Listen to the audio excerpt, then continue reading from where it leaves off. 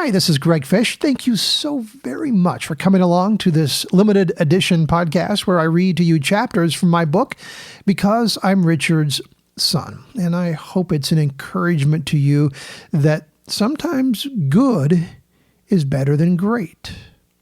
If you'd like to know more about my book, check it out at CorbinFosterMedia.com. That's CorbinFosterMedia.com. This podcast is a Corbincast podcast. And today's chapter that I will be sharing with you is entitled, The Man Sitting Next to Me. The picture of high school-aged boys in filthy t-shirts and jeans, heads buried under the hood of a car with wrenches and greasy rags lying around, is as Americana as it gets. But growing up, you would never find me hovering over an engine block. Dad would never have admitted this, but I suspect there was probably at least a twinge of disappointment that I had no interest in cars, at least not the gunk under the fingernails, spark plug adjusting, oil-soaked interest that he had. Okay, so it was even worse than that. I never really appreciated classic cars and could barely tell you the difference between American Motors and General Motors.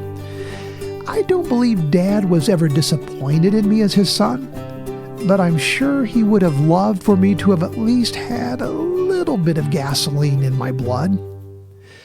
Many times Dad tried to turn me on to all things mechanical.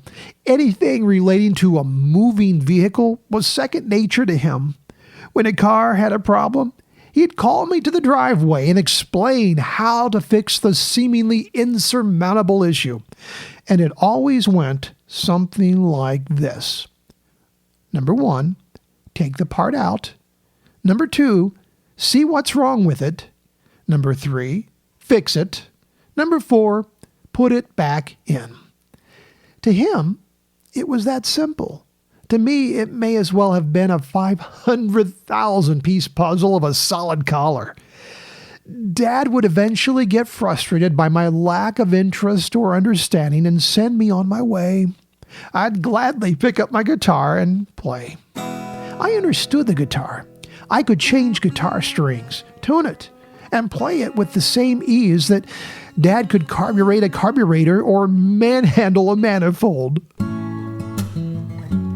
Dad's metric for buying a car was as simple as his process for fixing one.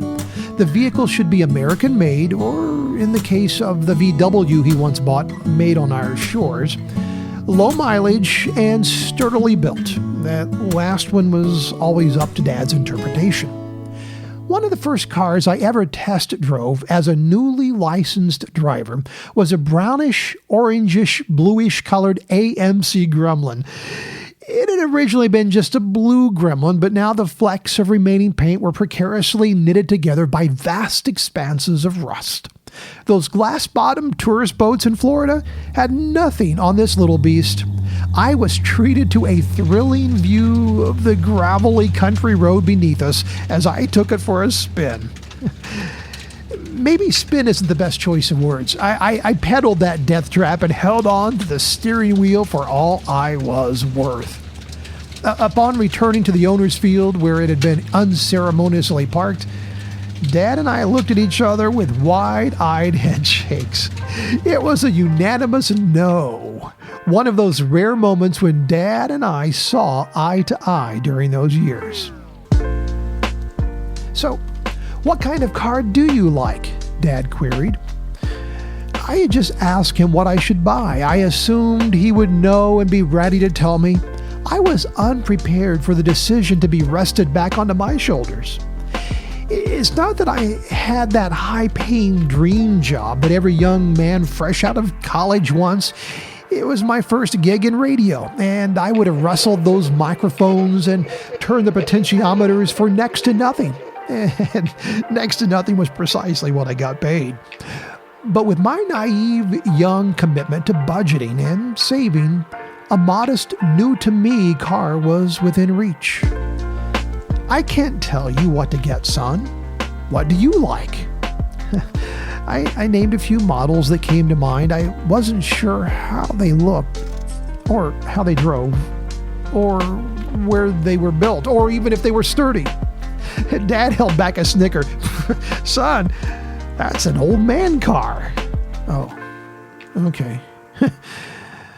I may have seen it on The Price is Right. It was Bob Barker's fault that I selected an old man car.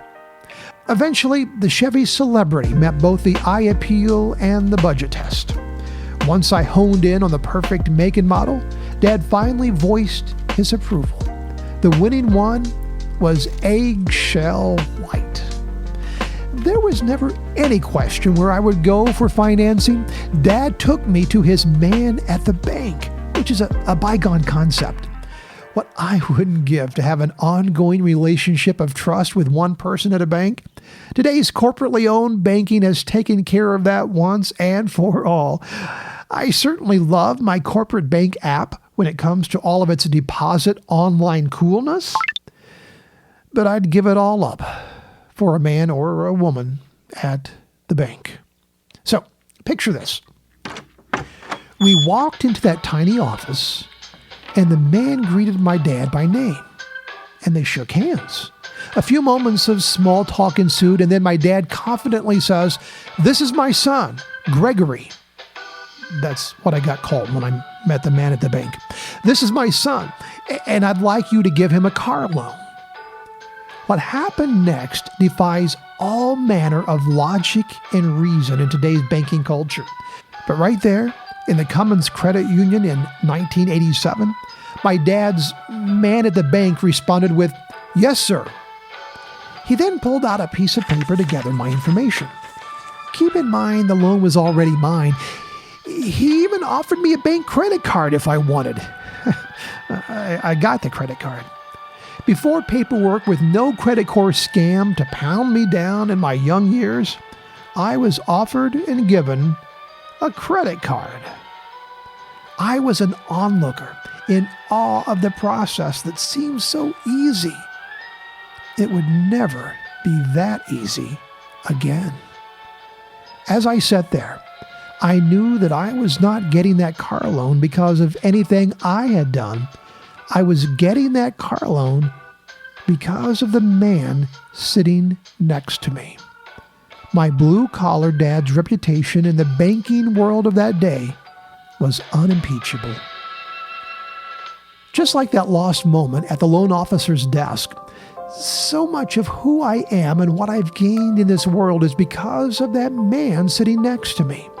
Purchasing my first car, understanding the beauty of helping others, working hard with a hoe and a shovel, and knowing how and why we walk with Jesus. It was the man sitting next to me that opened so many doors for me. Part of praying to find our way, to gain a sense of direction in this life of twists and turns, involves asking God to remember His compassion and undying love. I'm pretty sure God doesn't forget. I'm equally sure that we need a trigger to remind us that love is God's prime trait. It signifies great power and authority when you can love someone despite their abysmal failures. This mighty God is the one who sits with us in the loan offices of life. He's the one on whose authority we move through life. It's the blessing of His goodness that prevails.